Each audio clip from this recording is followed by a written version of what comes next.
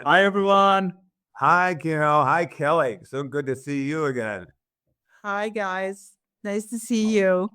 It's How's really, everyone doing? well, besides the aches and pains of aging, I'm okay. Except for the state of the world, which depresses me on a regular basis. Other than that, how about you, Kito? I'm good. I'm good. I'm glad we have found consistency with the show. I'm glad we're having awesome guests that are coming on for one-on-one interviews, such as Kelly. For listeners, this is not the first time Kelly has been on the show. She's an OG, you know. She's an OG, Creating Team Human OG. She launched the panel with us. It was in November, correct? Yeah, it was in November. That was quite awesome. So now we have brought her back today for one-on-one interview so we can get to know her more personally, learn more about her history and why Kelly does the awesome humanitarian work that she does do. So Dawn, you can take it away with the official introduction. Okay. As those of you who've heard our podcast before, our commitment is to bring on folks who can talk about our capacity as human beings to get over our divisions, our tribal distrust, and find some way of creating team human, that we identify with each other more as humans than we do as our smaller tribal divisions. And it's a very challenging, but also I think existentially important challenge for us. We often start off with a poem by Langston Hughes, which I'll read, and it's called "Tired." I'm so tired of waiting, aren't you, for the world to become good and beautiful and kind. Let us take a knife and cut the world in two and see what worms are eating at the rind. And that's what we attempt to do here, is to bring people on who can help us cut the world in two and identify those worms that are chewing at this planet that we all know is in such danger and and yet such a beautiful and wonderful place. So today we've got Kelly Flynn. And Kelly, full disclosure, we have worked together many, many years ago in Africa, and she has gone on to become really one of the leading field workers in the whole area of refugee services.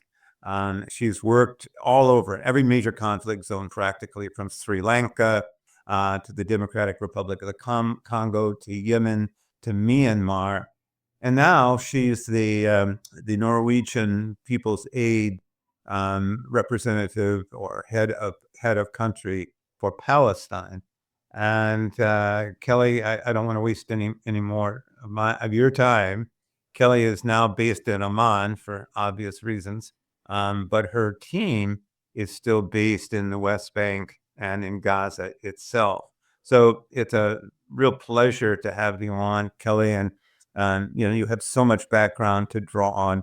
I can't wait to hear what you have to say.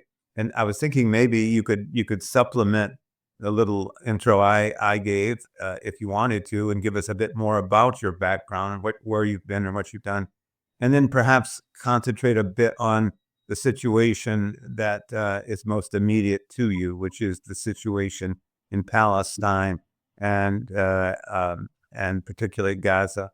Is that okay? Yeah, sounds great. It's really glad to have you on. Thanks so much for taking the time. We know what you're doing is so critical, and it's wonderful to have you on. Thanks. It's an honor for both of you to bring me into this amazing project that you've undertaken, and the collectiveness of what you would like to achieve and who you like to touch and bring together is really truly inspiring. So to be included in this is definitely a privilege. I'm very, very privileged here. To add on, maybe just so that listeners can get a bit more of who I am and maybe why I have what I want to say or share, is I've Don, you took a gamble on me when I was a young professional, back in, gosh, I was in my late 20s, for, training and capacity development work in West Africa. I was given the mantle of tackling gender training, if I can remember correctly, in terms of one of my big areas of contribution with you back on those projects in West Africa was to look at gender mobilization and gender mainstreaming, and in the early days, I think, when gender was in its infancy, I think, in terms of understanding the importance of mobilizing women and girls in community development work, but also giving room and space and voice to men who wanted to champion women in their work. And I think that's something that I've stayed committed to, I think, for the last 25 years. So Don, you springboarded me into many things without probably even knowing it at the time. Well, I'm not sure. I mean, I didn't know where you were going, but I knew I was dealing with a brilliant, absolutely principled, and indefatigable colleague. And that I never doubted. You did amazing work. You related. One of the things I can remember is how well you related to everyone, of any cultural background, and people understood your goodness, I think, and your sincerity. And that went a long way. And you were a damn good curriculum writer too, and facilitator. So enough of that. Let's hear what's going on since then. Since the West African days, I can't take ownership that any of this was strategic. It was all about taking risks, seizing opportunities, having good faith in people to work with and organizations to work with. And since then, I've gone on and worked with refugee and internally displaced people. I've been on the front line, sort of sharp end of the stick, shall we say, on humanitarian response in some very, very complex and multi-layered contexts. I moved into peacemaking with political dialogue and women, peace and security work, ceasefire negotiations, etc. in Myanmar, which was it was also a privilege. And now I find myself, I would say, in Palestine, working with Palestinians, both in Gaza and the West Bank, on what I truly believe is a context of this century that will shape decades going forward. Because in my opinion, what we're seeing in Palestine and what we're seeing in terms of not a collective one voice response to the needs and the rights of Palestinians and the disproportionality of what is happening in Gaza is testing every international framework and legal approach, legal institution, and the diplomatic multilateral environment. And we are seeing, unfortunately, 600 days plus of, I would say, a grave failure of the global community, including the Arab community of this region, to respond to the rights and protection of Palestinians. And I believe that, and I think I said this back in November, and I hold true to it, we will be judged, either collectively, individually, for where we stood on this situation, and how we responded or didn't respond to what needs to be legally determined, and I believe will be determined as a genocide, as an act of intentional ethnic cleansing of a group of people in a given territory who are being occupied, annexed, and attempted to be removed from existence. And this is in particular with Gaza. So I sit here. Powerful opening statement. Yes, and I'm glad it's being recorded, because I would like to one day be able to say that I said that. Can you just, for the listeners, tell them exactly where you're coming to us from right now? Yes, I will, Kino, because I think this is important. So I'm the country director for Norwegian People's Aid's program in Palestine, but I'm not in Palestine. I'm in Amman, Jordan, which is a neighboring country that shares a border with the state of Israel, who controls access into the West Bank and thus also into Gaza, which is the territory on the coastal area of what I will refer to as occupied Palestine. We call this the East Bank to the West Bank because actually Jordan was, Jordan prior to its defining kingdom boundaries was a shared territory culturally, politically with Palestine. So I'm actually very pleased that can be this close to Palestine if I can't be in Palestine because I'm among Palestinians in Jordan. So Amman, there are, roughly the estimation is 70% of the city of Amman has Palestinian heritage or is Palestinian connected, either ethnically and culturally. And I'm in the closest location I can to Palestine itself. Yes. And So that's safe? and I can't be in Palestine because I've been denied entry into Gaza on the UN rotation system. That is a trilateral agreement between a number of parties to rotate humanitarians from different organizations, including international NGOs like mine, into Gaza.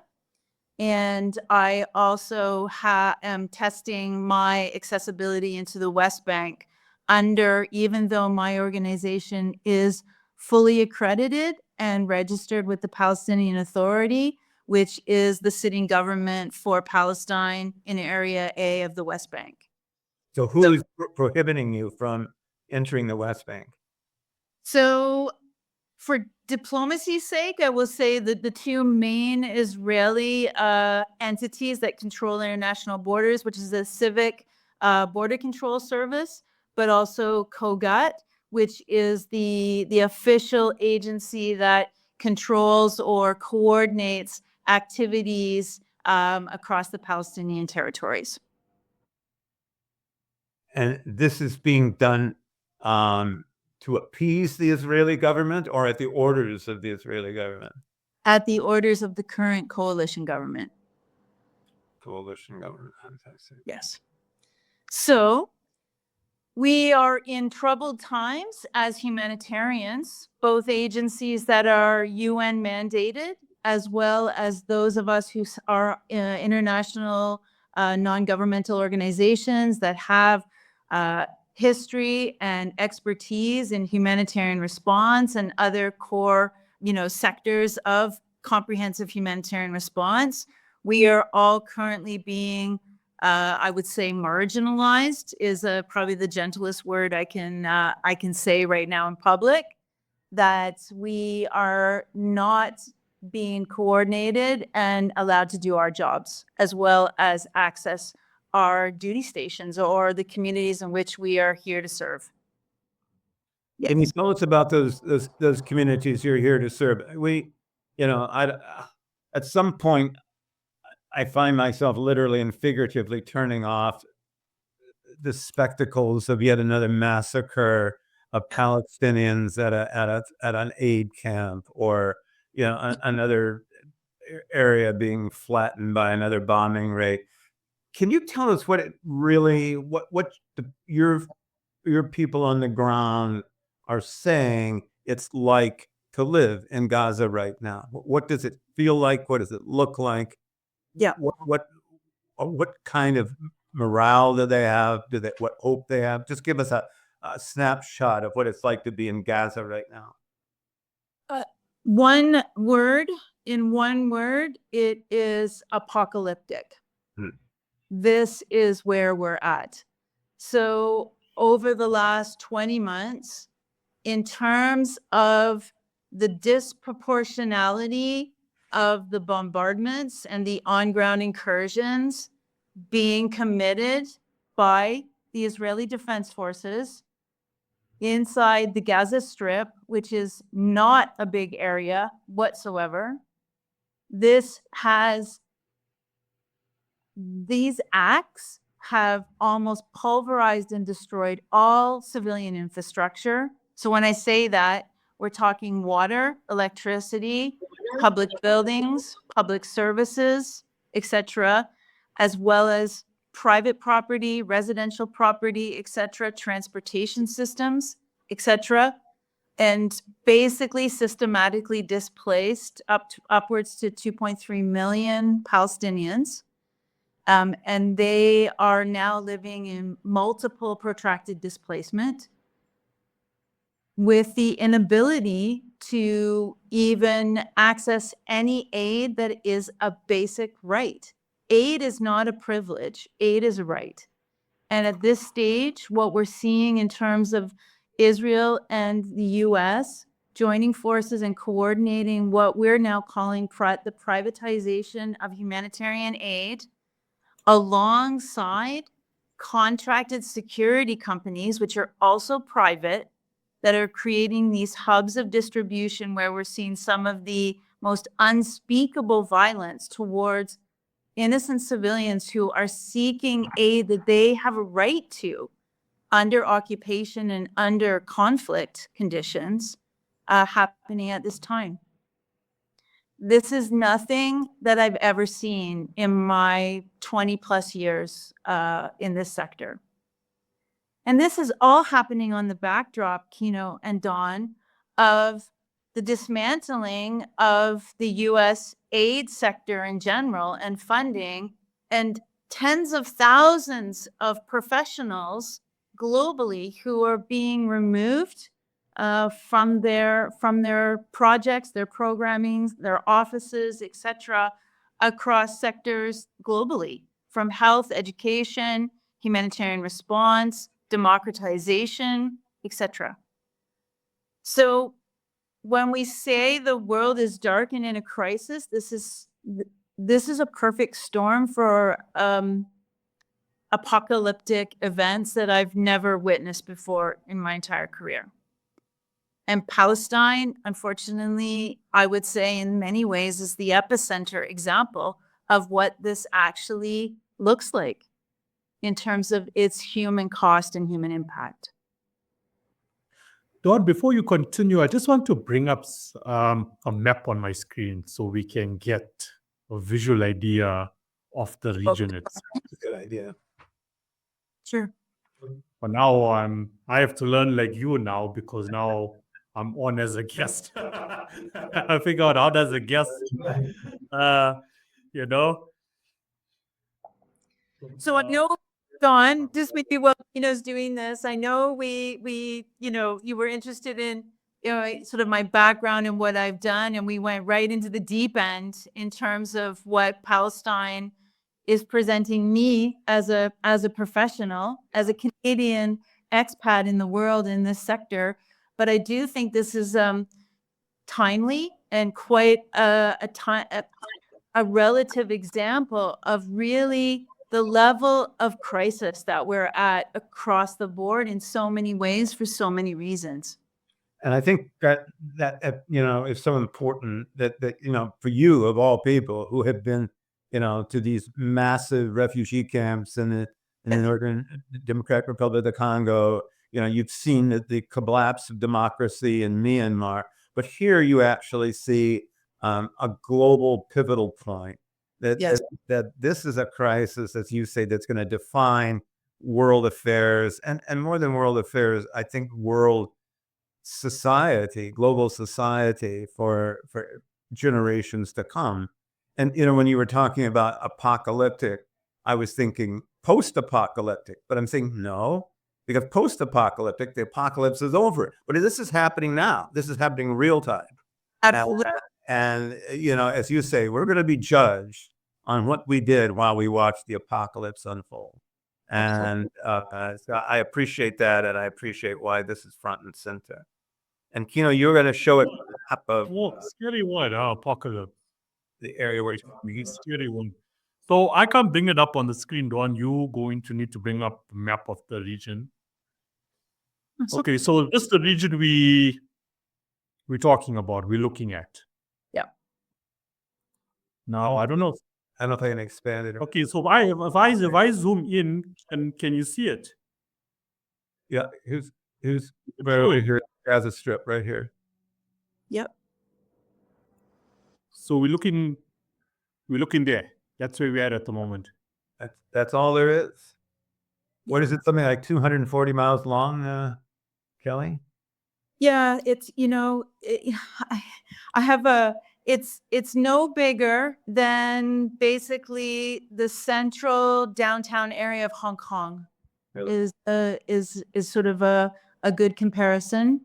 And 2.3 million people. So it's one of the most heavily population dense areas on the planet. And I think I need to state this because it's not good enough for us to say this is complicated. So thus we don't want to try and understand it. I think what needs to be understood is that the citizens, the people of the Gaza Strip, cannot leave the Gaza Strip. So this is literally, and I'm sorry for this analogy, but this is a killing box where you have 2.3 million people who are not permitted to leave. They have the Mediterranean on one side, and they have an Egyptian-controlled border to the south and an Israeli-controlled border to the north and the opposite side of the Med. And there's no way out. So when we say it is sealed, it is a sealed territory. It's occupied and it's besieged at the same time. We used to say Who's controlling this outer space? Like, so this is the Mediterranean now. We look at the Mediterranean, yeah. This part. The Eastern Mediterranean, exactly. Yeah. So what's happening? Who's controlling these waters? So the Israelis, so before you hit international waters, there is Israeli controlled water in the Eastern Med. And I do, for possibly a future discussion, is that there is natural gas and oil deposits in the Eastern Med. So when people loosely say this is a religious conflict, it is so not that. This is territory. This is realpolitik. This is natural resource management, territorial control. This is so much more than us saying that this is a conflict between Muslim Arabs and the Jewish population and the Zionistic movements of Israel. I think it's worth pointing out that this is also patrolled by Israeli gunboats to prohibit aid from being delivered to Gaza. Yes. And in fact, Greta Thunberg right now and a crew of 17 people are trying to make their way to Gaza and are fully expecting to be attacked, boarded, who knows, by the Israeli Navy to try to dramatize the difficulty of getting aid. So yeah, you've got water here, but the Israelis control access to the land from it. So there's no availability of aid from that quarter as well. Is that correct, Kelly? It's correct. And Don, even more so, that all of the border crossings into Gaza right now are closed, and no aid has gone into Gaza since March 2nd. Good Lord.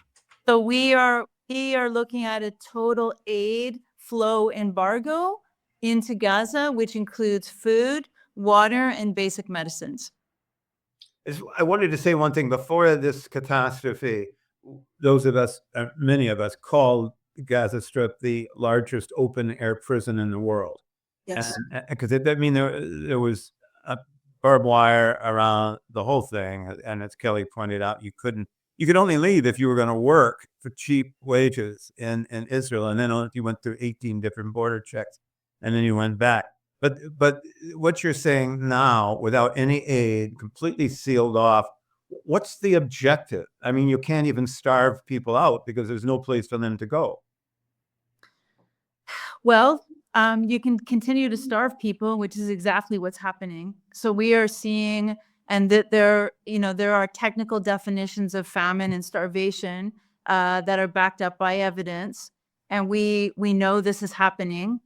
The other thing that's difficult is that the movement of any internationals who are currently in Gaza, either with UN or INGOs, are not permitted to move freely around the Gaza Strip.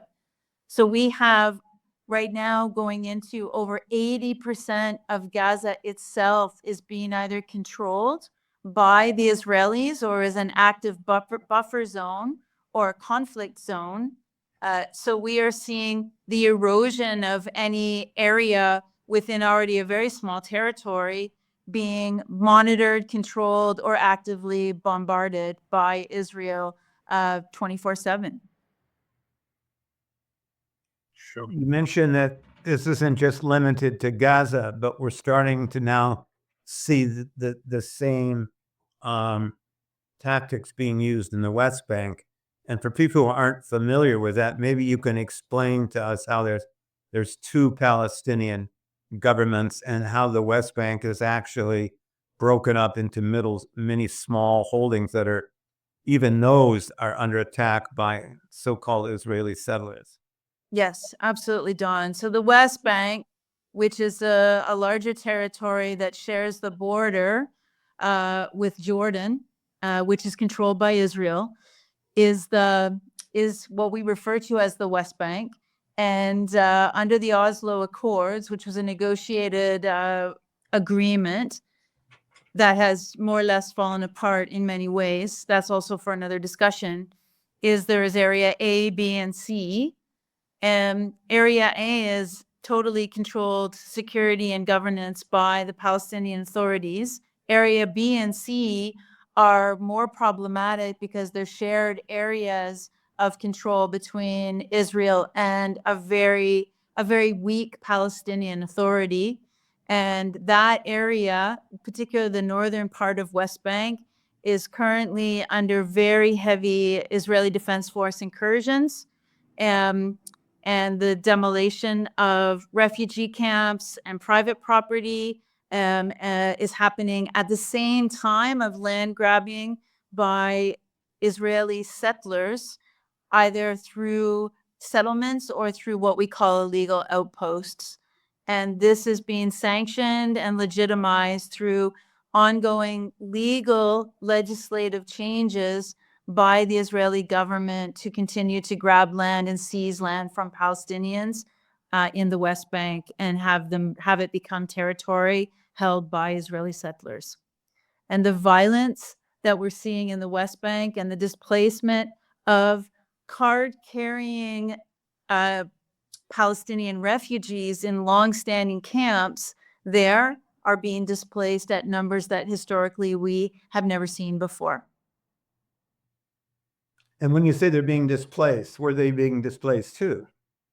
They're being displaced to either areas that they can get to either on foot or areas that are adjacent farming areas, agricultural areas, or they're fleeing to Ramallah, which is the capital of the Area A section of the West Bank, or they're looking at opportunities to leave Palestine altogether. I've been told anecdotally, so please, I don't have the evidence behind this, but I know that there are people who are tracking it, is that we're seeing the largest movement of Palestinians out of occupied Palestine to Syria in the wider region. Yeah. And where you go and how you go depends on whether you have documentation or not, or what kind of identity and profile you hold, and what your options are based on this. Last week, or 2 weeks ago, when we were talking to the Afghani women, two of them had fled to Iran for safety. Yes. And I said at the time, boy, you know you're in trouble when you're an Afghani woman and you go to Iran for refuge. Well, it must be the same way for a Palestinian fleeing to Syria. I mean, that's yes. Exactly. I mean, Syria, being seen as a safe haven or place of refuge is is existential unto itself, I would say. There's a couple of things I'd just like to throw in, and Kina, you come in whenever you want, but some of the comments you made earlier is that what we're looking at now, as a global society is a testing of every international convention and institution in regard to this Gaza massacre. I think that's pretty telling. And I'm not expand on that. And you then concluded in saying, and so far these institutions and policies have been found wanting. Tell us more about that. Well, Dawn, and maybe Kino also has an opinion on this, is that if we look at the United Nations, and I've always been a believer in the UN, I believe in multilateralism, I believe in diplomacy and the need for diplomacy as a tool, as a policy, as a practice. But it was set up after World War I, and is it fit for this century? I mean, I think we can look at the failure of the Security Council and the veto process to actually achieve anything that got political teeth and that can be implemented. The way the UN is in relation to some of the highest courts that we all, I believe, those of us that believe in human rights, the ICC and the International Court of Justice, if we believe in the Universal Declaration of Rights, and those courts are the organs and instruments in which to protect and implement and uphold the universality of rights, are also being tested, sanctioned, dismissed, etc. I mean, again, what is fit for purpose here? That the nature of conflict has changed so drastically that these institutions, these organs, these conventions, these processes that we've got that are set up on law, are they fit to deal with the multifaceted nature of the conflicts that we face today? And I don't believe they are. I mean, I agree. one example is that we have no international body that looks at or monitors or even holds accountable the influence of AI in aggregating or exacerbating conflict.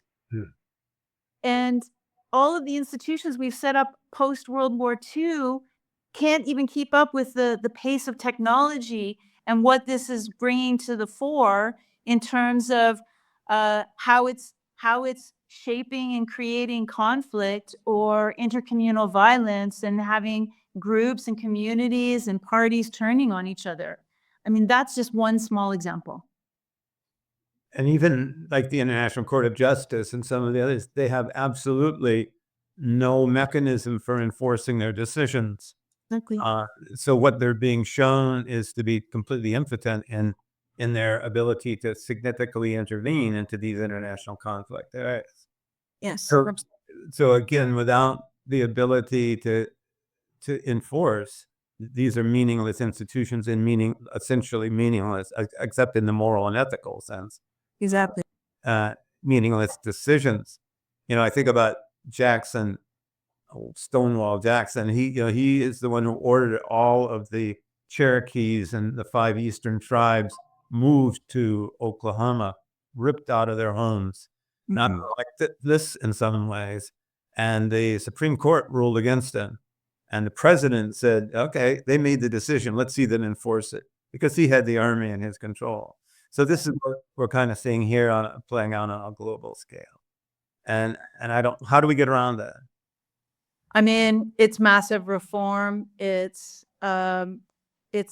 us finding different ways to work with each other and to still keep the values of what all of these, rights are based on, as you say, the ethics, the values, the recognition of what shared human dignity is.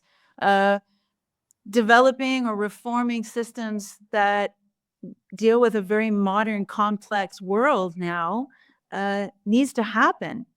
But unfortunately, this is happening in a time where funding and donorship has never been more under threat.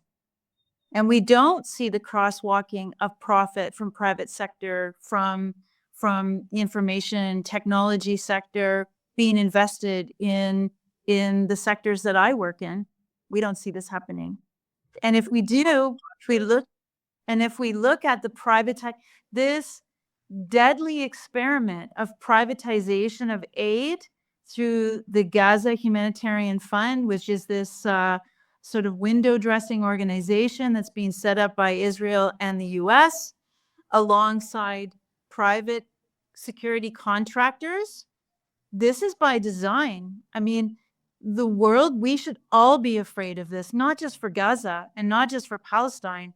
This is a design of a model, a business model that for me is frightening. And every time I see it fail, and the cost of human life at that failure is beyond excusable.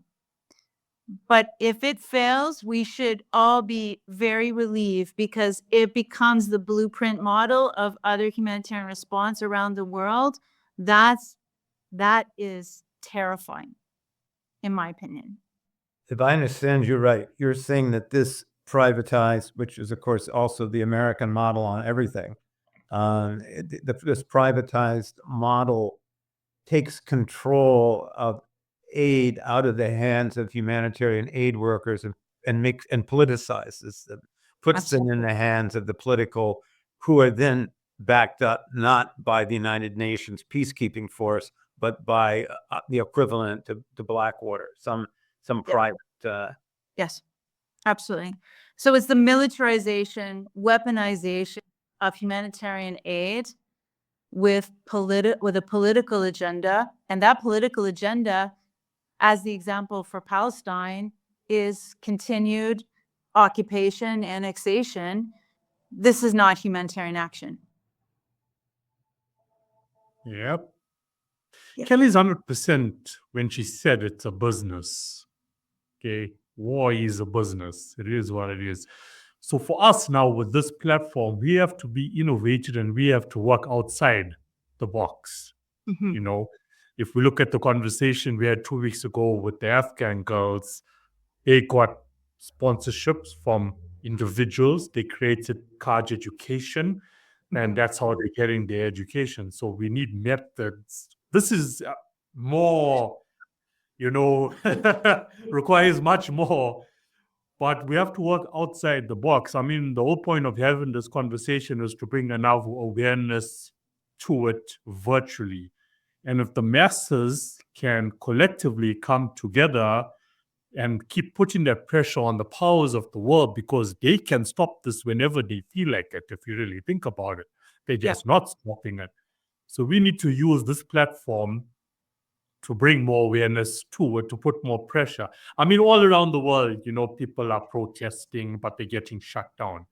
Look what's happening in Los Angeles at the moment. Now they sent in the whole army now, to put a stop to all the protesting that's going on there, all this humanitarian work, if you're to ask anyone, people who are fighting for their police, and they're getting shut down by the powers of the world.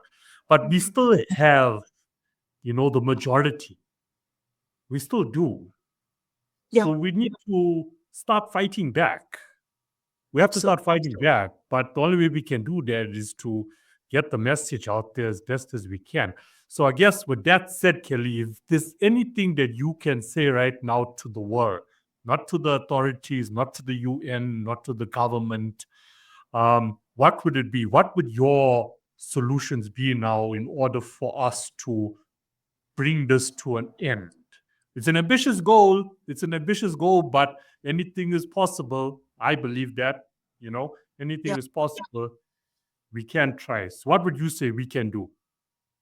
Well, what I can say is conflicts end, and so do genocides, depending on what label we're using. So I do believe there will be a cycle the cost will be immense, and we know it historically has been, and that will continue. But conflicts will end. I would say that for me, I have to always keep looking for opportunities in chaos and crisis. We have to continue to look for the hope and the opportunity and the steadfastness of people who don't give up. And I think it was Anthony Bourdain that said, and I just have to quote this, in a world where everything is more or less made in China, bravery and courage is made in Palestine. And Yeah. I have seen this. I talk to it every day. I get messages from these people who are exactly this. So presence and steadfastness is also resistance. And that's something that I choose to do. I mean, when I say I'm on the East Bank, because this is the closest I can be to the work I need to do and the people I'm doing it with.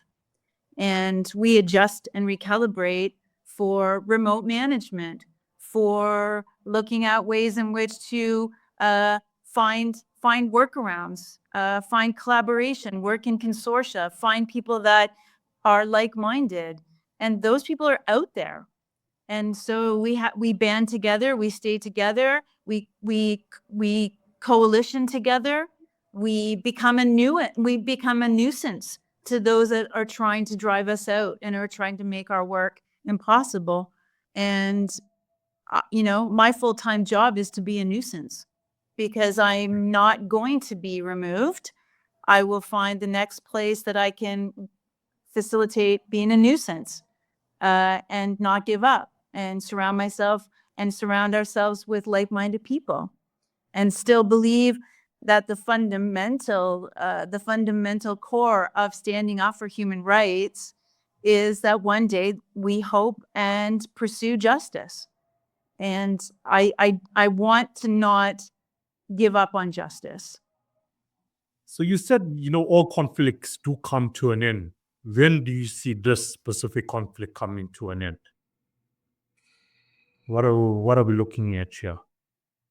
I believe, and I hesitate to say this because I want a ceasefire today. I wanted a ceasefire yesterday. I wanted a ceasefire 600 days ago. So, and I've been in bilateral and unilateral ceasefire environments and negotiations, and I know achieving ceasefires are possible, and I know that agreements can be met and can be implemented. So I unfortunately see the rest of this year very much the same as what we have. We might get a humanitarian pause. There might be enough international and regional pressure to open up aid into Gaza, which I hope will happen as soon as possible. At a minimum, life-saving aid, which is food and medicine, and then other items need to come in to make life bearable. I'm not even saying it's not a life. This is not rebuilding. This is making life dignified and bearable. When will this end, Kino? I honestly don't know. And I don't want to take a guess, because I was hoping that we wouldn't go into this year at the level of violence and destruction that we're still seeing. This is the worst I've seen it in 20 months. And with the powers of these regions, I mean, where are they with agreements or coming to mutual terms? Like, what's happening on both ends of it? I mean, I think that is, and I'm a kindergarten student in this region. I only know this particular situation since October 2023. So, but I do believe that the United States is got its finger in almost everything, and has the manipulation and the influence to either allow things to continue or to look at opportunities to turn the tap off and make it stop. Yeah, they're just going to allow it to continue because it benefits them if it continues, Yeah, I mean, I think I mean, I will never say I understand Donald Trump, which I do not, and I'm glad I don't understand an individual like that, because I wouldn't want to be He's God's best friend. I wouldn't want to be in the same category of human nature and logic and ethics. But I do believe that we see lack of unity across the Arab world in this situation with Palestine. I mean, and this has historical roots. This has current contemporary roots. It has real politics roots. It has oil, gas, and economic roots. So that's a very it has the difference between Shia and Sunni Muslim roots. So that is a very multifaceted, thing to unpack. And I would not want to do that, I think, in a conversation like this. Let's move beyond the Arab world. Everything that we're hoping for, it seems to me, and everything that's happened so far has largely been allowed to happen because of a dearth of consequences for Israel. They haven't paid any real price, although I understand that there are an awful lot of people immigrating out of Israel because of Yes. and there is a growing resistance in Israel, both of which seem to be positive. But unless there's international pressure on Israel, unless there's some consequences that they have to pay that are crippling consequences, it seems there's not a lot of encouragement for them to change their policies. Do you see that as a possibility, and where would that international intervention come from? Yeah, I mean, gosh, you're looking at, I mean, some of the most vocal states for the rights of Palestine are Ireland, Slovenia, Spain. When you're looking at some of the most ethical democracies, perhaps, but those that hold some of the smallest middle power or soft power influences globally. So, I mean, I think we're looking at, I watch the BRICS, I watch the global south and the rise of global south countries like Brazil, Indonesia, Turkey, etc. There are a number of countries that I think we are seeing historically start to shift. This is not a, Western world, global south divide anymore. We are starting to see the emergence of very different economies and state powers. And I think we need to watch where or how those countries take a stand and how they align to this. And I do believe, we have to acknowledge that the citizen movement and the pro-Palestinian movement across the world, it means something. It has to mean something. Hundreds of thousands of people have come into the streets of Oslo and Rome and Toronto and, on the university campuses of the United States and Yemen and, Indonesia. I mean, we can't lose hope that the actual popular movement of real people in support for something better and recognizing Palestinians has to eventually have some impact. And where you spend your money. I mean, I'm not a boycott and de-invest, I guess, campaigner as an organization, but how you choose to spend your money as an individual. If you choose to educate yourself, for example, on what are Israeli products and companies and multinationals, choose to invest and shop your own funds and your own family and in your own community in a way that eventually will start to hurt and trickle down. And sanctions, targeted and blanketed sanctions, including banking sanctions and hard currency transfers. I think this needs to be discussed. And looking at the ability for Israel to maintain a place in the international nations, in United Nations environment, at the UN General Assembly.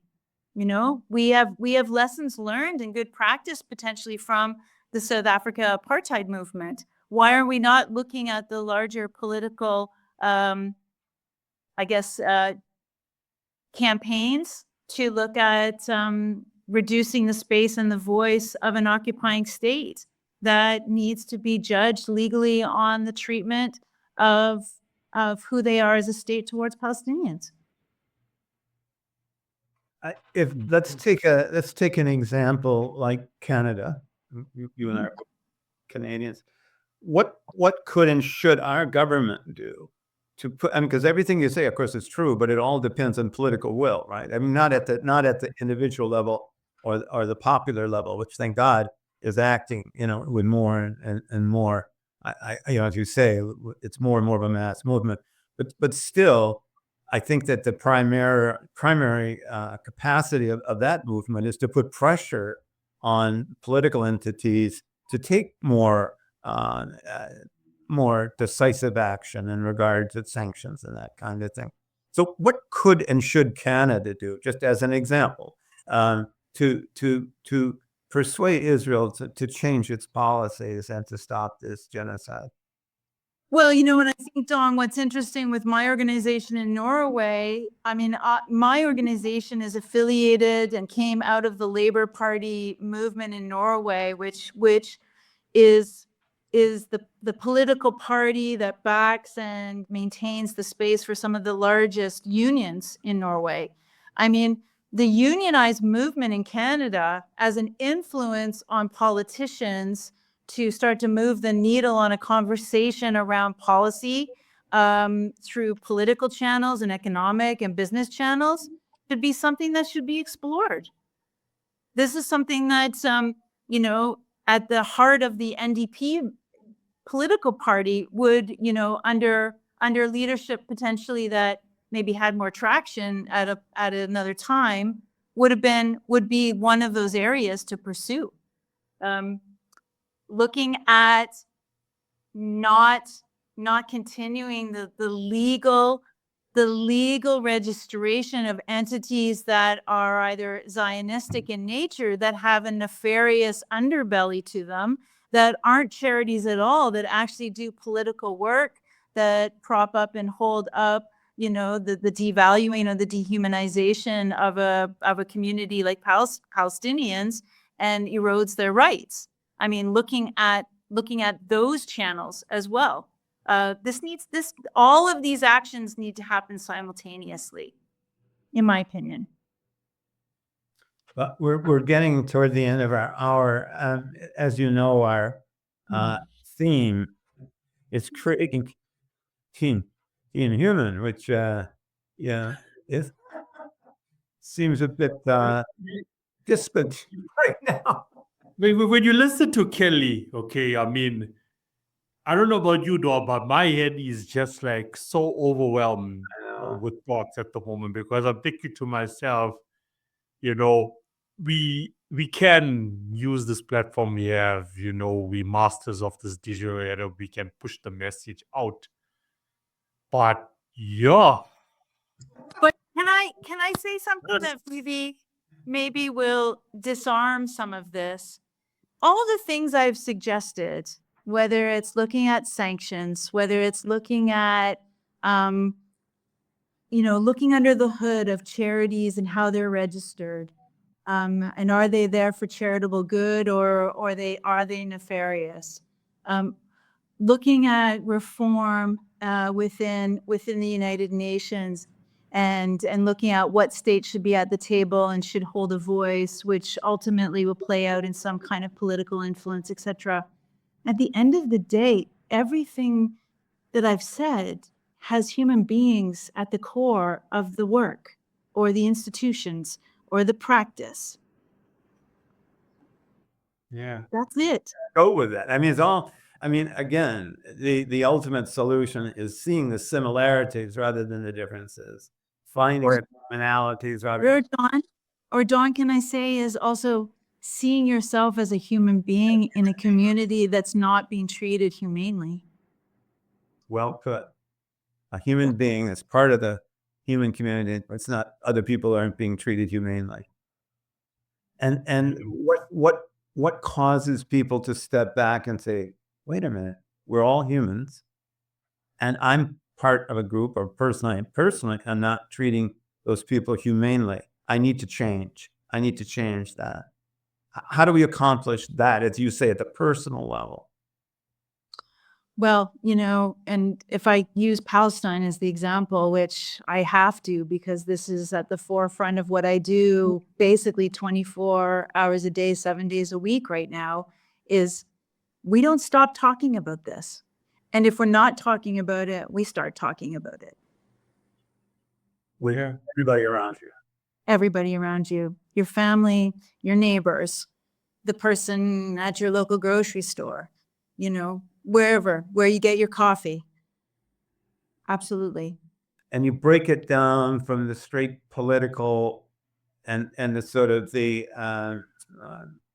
accusatory to the human. Yeah, We're human. absolutely. You understand the inhumanity with which these people are being treated. Absolutely. And so that people respond at that human level. So in a way, you're talking about doing just that, creating Team Human, Yeah. where we start to see each other as brothers and sisters rather than members of competing tribes. Absolutely. And all of these things, and again, for Palestine is the example, the black and white Palestinian kufiyah, has been politicized and is a symbol. And, I say to people, why are we upset? Why do we detain or beat or fire tear gas at a young protester who's wearing a kufiyah, but we're not enraged when we see an amputated infant who has no remaining family left in the Gaza Strip? Why do we disproportionately put our attention and our response to something like what we don't understand is an everyday Arab scarf worn either around the shoulders or the head of an individual, and that we're not outraged at the thought of a child who's left with no limbs and no living relatives? Isn't the irony that that scarf is a tribal symbol and Absolutely. amputation isn't? I mean, so what we're reacting to is the tribal division rather than the human commonality and the human compassion. That almost seems at times to triumph over our humanity. And I guess that's what we have to do. Very briefly, I mean, you saw so many similar situations in Myanmar where you were trying to work with 16 different armed minority groups. Well, I think, Dawn, at one point there were over 21, but those that actually signed on to the National Ceasefire Agreement, which is a nationally led process, we were working, I was working between, 8, 9 to a dozen of those armed groups. Yes. And did you see any hope then of those groups? I mean, what's happened, of course, is a tragedy of almost unbelievable proportions that has unfortunately slipped off the main page. But did you see a hope there for overcoming that and to finding that common humanity?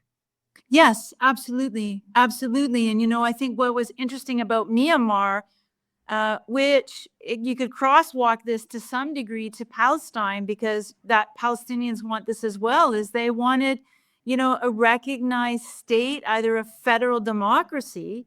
They were demanding a form of democracy that would recognize different ethnic groups within one shared territory. What we're seeing here in Palestine again, and Palestinians are not monolithic. There's a landscape of Palestinians as well, and there are varied groups. They want a recognized state, and they want to be recognized as a people within a territory which they are allowed to live with peace and dignity. And ultimately, there's no difference. Maybe that's what we're looking at around the world, is resistance to that expression of both individuality and collectivism. yeah, the one doesn't have to occur at the other, that the creation of a Palestinian state doesn't necessarily entail the destruction of the Israeli entity. Yeah. But unless, Dawn, and I think with Myanmar, you have a dictatorship, you have a military that has militarized, political violence over all, the country at large, and the resistance of the ethnic groups, along with a popular people movement that is now turned into an armed movement, is they are choosing to resist. And in Palestine, those that are staying and staying with the land, that is a form of resistance. So I think the shared humanity here for those that are under threat, either through dictatorship or occupation, is staying is resistance. Wow. Staying is resistance. Upround. Persist, staying, exactly. Hold your ground. Yeah. Yeah. And then I think about Sri Lanka. You were there right in the middle of the civil war between the Tamils and the local. There again, was there hope for reconciliation of finding, creating again a nation of different people, but who are living in harmony? Yeah, I mean, I think for Sri Lanka, Dawn, the problem with the political agenda of the LTTE was to have a Tamil-controlled state on a very small island nation, and they didn't, there weren't a lot of concessions made to look at alternatives to this, and ultimately it led to the demise of the LTTE. I think the other factor here was the impact that the Asian tsunami had, just how that environmental impact, how that really cost the LTTE politically, and being able to maintain their territory, care for their people, and also provide a humanitarian response. The erosion of the LTTE, I think, was in many ways an example of things converging at the same time that did not allow for them to be able to, pursue their territory and their separate identity. Yeah, and that ended in sheer violence. Absolutely. When you look back now years later, how has that worked out? Is the Tamil area, does it have a higher level of autonomy? Is it operating somewhat on its own? Does it have the kind of, has it been successful in creating a federation, as you say? No, I mean, I think the Tamil communities in the north and northeast of Sri Lanka have surrendered or succumbed to the fact that they need to integrate into a Sinhalese, Sinhala community, and they are also seeking justice. They would like to, obviously there are unresolved war crimes and determinations and disappeared persons from that conflict that have not, there hasn't been restitution or resolution. And so that country will continue to live with the divide between these communities because there hasn't been closure. Yeah. And possibly when I said, conflicts come to an end, but without resolutions and restitution, we don't remove the driving factor of future conflicts. So, and I know you've worked and you've studied also in the area of peace and reconciliation.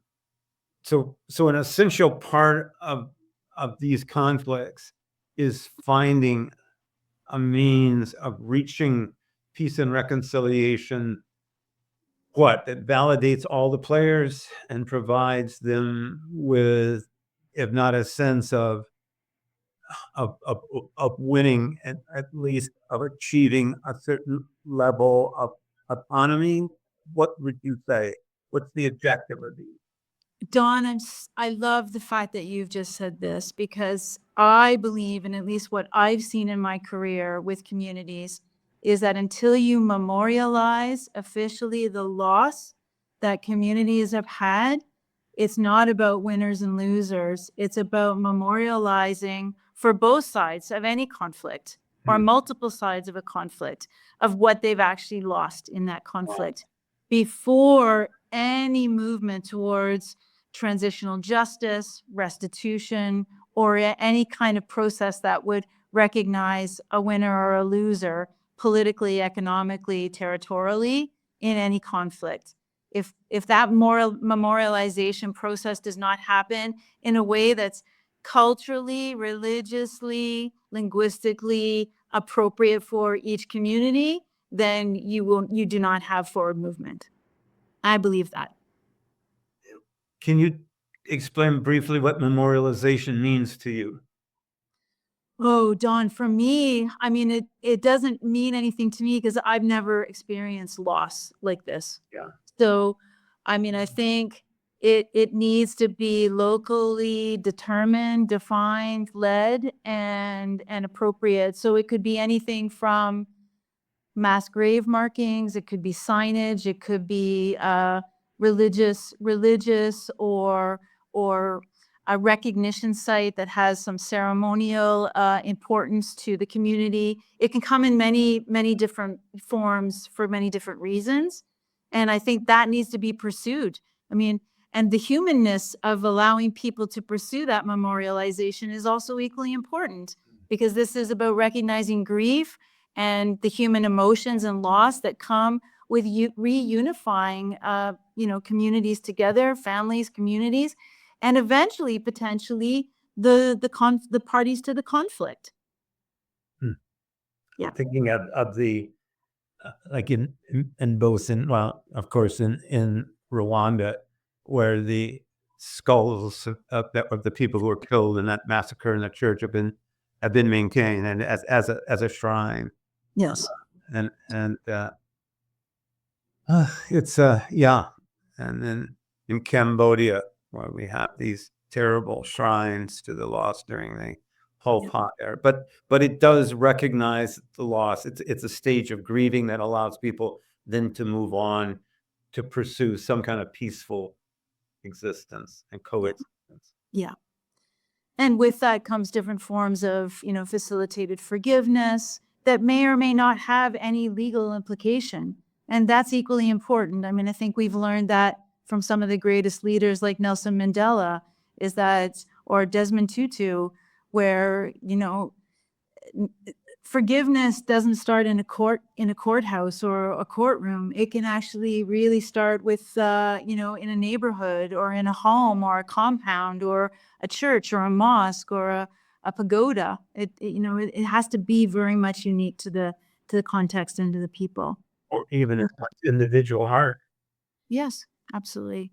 And that would be such a great topic to explore on an episode with this project that you're on and this team that you want to build, because those people, those experts and people who have experienced what it is to facilitate forgiveness and memorialization, they're out there.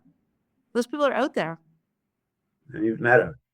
Yeah, I've met them. I've listened to them. I've listened to their ideas. I've funded some of the ideas. I've had plans on paper saying, when we get to a point in this conflict or we get to anything that we could humbly call post-conflict, let's do this. So I know they're out there. And they're good people. I know what Kina was saying too. I mean, what we realize that this is just a drop in the bucket, but it's like, we go back to what you said earlier. What can people do? They can do what they can do. Yeah. And, listening to you has been a real delight. It's been has been inspiring. And if people come away with a better understanding of what you're dealing with, what you're seeing, but also with your hope and your determination, and the fact that you have some potential solutions. I know in Q, this one, what can you, oh my God, this is also overwhelming. But I mean, there are ways forward. There are ways forward, and we have to work together to find them and then implement them. Absolutely. Like demographics, let's just say between 14 to 20, 21, 22, in the area itself. Is there any means like for us to like get this recording out to them to listen to it? And because they are the leaders of the future, right? And the change, they will be, the individuals who bring the change in the future that ends the conflict, because how they thinking now is not very, very different. They push politics aside, they push cultural beliefs aside, they push religion aside. Is there any way that we can, reach out to them and let them listen to this episode and hopefully some way, somehow bring them on to also join the team? Like, certainly, yeah, I'd be very happy to brainstorm, off recorded session with both you and Dawn on how to do that, because I do believe, and I know it's a cliche and it sounds like a cliche, but young people I will be handing this career space of mine over to a new generation of young people who are coming up the ranks behind me. And yeah, we have to look at ways, I do believe, and Dawn, you were one of these people for me, is be the person that you needed when you were younger. Be the person that you wish you had when you were 18 or 21 or late 20s. Yeah. Be that person. We have the ability to be that. Yeah. And you just went home for your daughter's graduation, and we get older, but that doesn't mean that our values and beliefs and determination has to erode. Absolutely. We just have to pass it down. That's all. Exactly. And one thing that in Kino, I have a 15-year-old turning 16 and an 18-year-old. And I stood with young people, last week on Vancouver Island, and they don't know the questions to ask. So start the conversation with them. Don't be afraid to start the conversation with young people, and make them feel comfortable that they don't have to ask, Einstein level quality questions in which to be part of a conversation about important topics and issues of the day. Open it up to them, start talking to them, listen to them. Yeah. So let's talk about that. Let's talk about that. I want to correct something I said earlier about Jackson. It was Andrew Jackson, President Andrew Jackson, who ordered the clearances, the Trail of Tears, which resulted in 10,000 people dying just on the trail itself. And this is what we're seeing again. That with no with no restraints, no guardrails, these people in this is almost absolute power are able to do the most inhuman things because they don't feel that humanity. I go back to my idol, Pepe Mujica, the former president of Uruguay, who said, "Power doesn't corrupt. Power simply reveals your true character." And I think that's what we're seeing over and over again with these people, is that the power is showing who they are, and it's corrupt. It's the famous statement by Musk that empathy is the downfall of Western civilization. I mean, any psychologist will tell us that empathy is an essential part of being human. So when you abandon that empathy, you're basically giving up an essential part of being human. And what we're trying to talk about is build team human, which involves strengthening that empathy rather than abandoning it for more power and profit.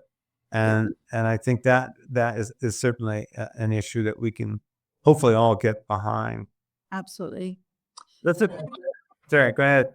I was going to say, I just need to thank both you, Kino and Dawn, for doing this with me, because I'm going to stand by my opening statement, where we will be judged on what we did or didn't do, or what we did talk about and what we didn't talk about during what I do believe will be morally and legally defined and determined as a genocide in the Gaza Strip in occupied Palestine. And you've allowed me to have this conversation and record this so that I know what I tried to do. Thank you so much. And I mean, it's a statement of such authenticity, it's coming from a heart, and I know how big that heart is. Thank you. It means a lot to me too. Thanks, Dawn. Yeah, the easy part of this podcast is the recording. The hard work is after this. Getting the message out there best way possible, using different tactics, so we can bring more awareness. It's there, and it will be there. And if you want to go to your grandkids 20 years from now and say, "This was what I did. This is what I did." And you both did this too. So it's not just me, is that you wanted this conversation for your own reasons. And that's commendable. Thank you. Yeah. No, I mean, thank you. I mean, if anything, you have a harder job than any one of us. Yeah. The task that you have at hand. We just, create the platform using our expertise and skills to push the message out there, living in this podcasting digital era. I mean, it's decentralized. No one is controlling this conversation. No one can control this conversation. We are here to get your message out. So, people can start, thinking for themselves, hey, look what's happening there on the Gaza Strip. We need to pay attention to that, because we're not listening to it on the mainstream media channels. It's not on the radio stations. They're not telling you, what's really going down. I feel we live in a very selfish world with a lot of selfish humans. I was talking to another lady. She's in Hawaii. I spoke to her a few weeks ago, and we touched on, the Pope passing away and how everyone is celebrating the new Pope. And I'm like, what are you celebrating for? Like, what is there to celebrate? The Pope and the Vatican can do so much good in the world. They could end this war. That's how much money they have, right? So what are we celebrating? What are we really celebrating when a new Pope is elected? And keep in mind, I was brought up a Catholic, and I am still questioning. I am questioning the faith that I was brought up in. I'm questioning the church. I'm questioning any form of religion. What are you really doing? You have the means to do so. So all these millions of people around the world who are celebrating that there is a new Pope, okay, what is this new Pope really doing for the world itself? Just like how you mentioned a kid who has lost every single relative he ever knew, mother, father, auntie, uncle. What's next for him? Where does he go? Yeah. He doesn't know what he's going to eat today or tomorrow. Exactly. And that should enrage us. Rage us. If anything, my message to people out there, and I mean, I'm going to generate a lot of short clips, with all that Kelly has said and Dawn has said, and also, with what I'm about to say, that humans need to, excuse the word I'm about to use, but wake the fuck up. Come on. Really, wake up. Well, Subtitle: "Wake the fuck up." well, I think too, Yeah, he's going to block it out. yeah. I mean, today, tomorrow, we are all Gazans. Yeah. We are all Gazans.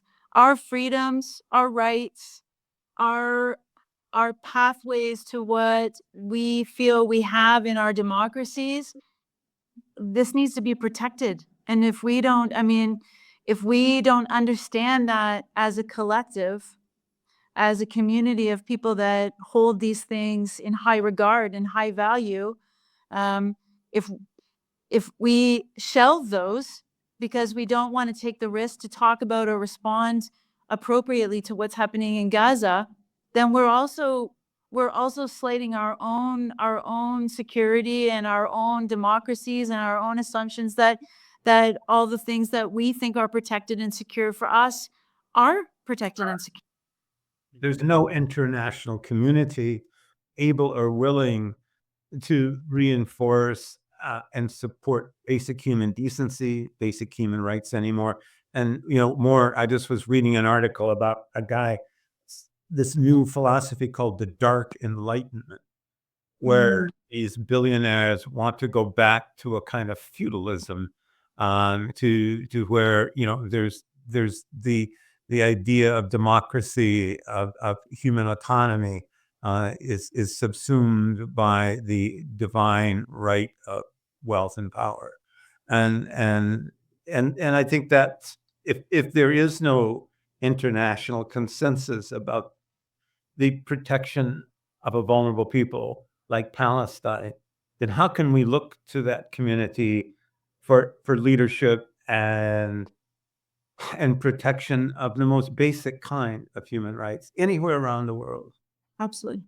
Now, Keno, if it's okay with you, we're 1 hour and 20 in.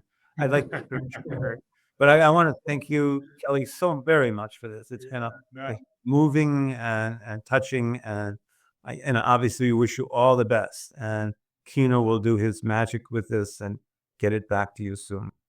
Yeah, what would be cool for us to have, in the next few weeks, hopefully, one of the guests I want to bring on, she's an author from the US, CC Robinson. So before she became an author, she used to set up clinics in post-Civil War countries, to sustain. I wanted. Donna, will send you all the information tomorrow about her. So, it'll be cool to have her and Kelly on, like, on same show. We get one more person, and that will be our next panel.